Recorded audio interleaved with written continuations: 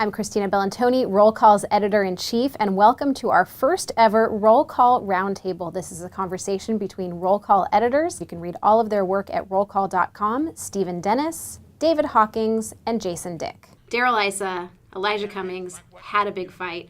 What happened? It's very rare for a chairman of any committee to not let the minority say a single syllable before adjourning. Elijah Cummings wanted to be heard, and he got a few words out, and Darrell Issa didn't want to hear it, and he cut off the mics. And since then, the Democrats have turned it into a cause célèbre. They filed a resolution on the floor criticizing or condemning Darrell Issa, and within a few hours, so of course, very recently, the House voted on complete party lines to, put that on a shelf. How big of a deal was this, Jason? This was a big deal, and I think what's important to point out is that this is sort of a long time coming. The Issa-Cummings relationship has never been good. It kind of goes back and forth between terrible to not so terrible to moments like yesterday.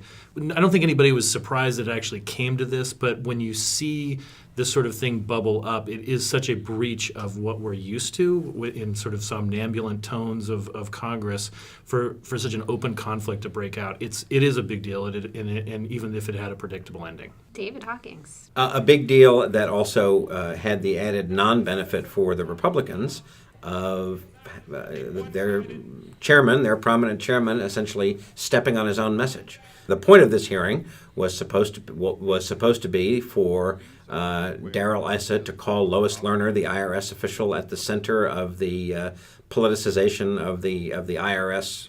She took the fifth. That was what Issa knew was going to happen. He was going to get his headline out of saying she's a second time refused to testify. That would have been the story. And instead of leaving well enough alone, he decided then to pick this fight with Mr. Cummings. And of course, this is a giant political stunt. What happened a few years ago when Democrats wanted to make a big stunt of things? Well, in 2008, Nancy Pelosi shut down the microphones in the House. On the actual House floor? On the actual House floor.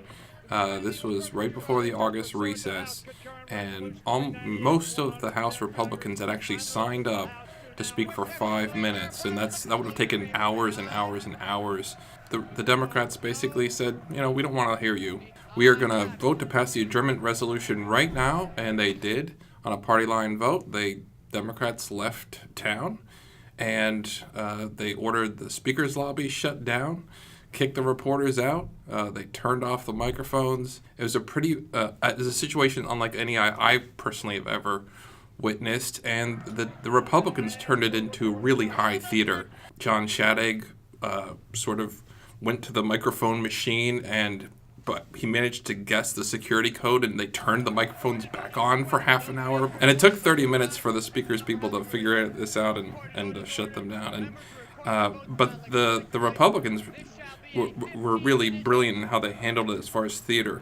They reopened the speaker's lobby by having Roy Blunt, who was in the House at the time, go into the speaker's lobby. And under the House rules, you cannot shut down the speaker's lobby as long as there's a member of Congress in it. And then later on, the Republicans invited the press onto the House floor. And normally the House is never, the press is never allowed to go on the House floor. Very few of us even remember this. So does theater really even work? I think in perhaps a more analogous situation to what we saw yesterday was back in 2003 in the Ways and Means Committee in the House. Bill Thomas, House Ways and Means chairman, basically at the center of almost every major rewrite of tax law for 25 years. He and his committee had decided to rewrite a pension bill. The Democrats had gotten very upset about the way that it was handled. They retreated from the committee room. They left one member behind, Pete Stark, who is a person who was known for being sort of an off-the-cuff guy with a bad temper. Bill Thomas also had a bad temper. And it just escalated to such a sort of almost comical degree. The Capitol Police were called. The House Sergeant at Arms was called. Pete Stark was yelling at Scott McInnes, who was a Republican, calling him a fruitcake. It all ended with, the Bill Thomas going to the floor and apologizing for calling the Capitol Police and having them wanting to remove the Democrats. Lost in this was that Pete Stark never apologized for calling another member of Congress a fruitcake and challenging him to a fight. It was a very, very ugly situation for multiple members between Bill Thomas and Stark and McInnes, and also Charles Rangel, who was the ranking member of the Ways and Means Committee. Bill Thomas and he hated one another. In that sense, it's almost like the Issa Cummings thing is kind of a amateur hour, because there may have been real hatred like at stake in 2003, and it ended with Bill Thomas apologizing on the floor in tears.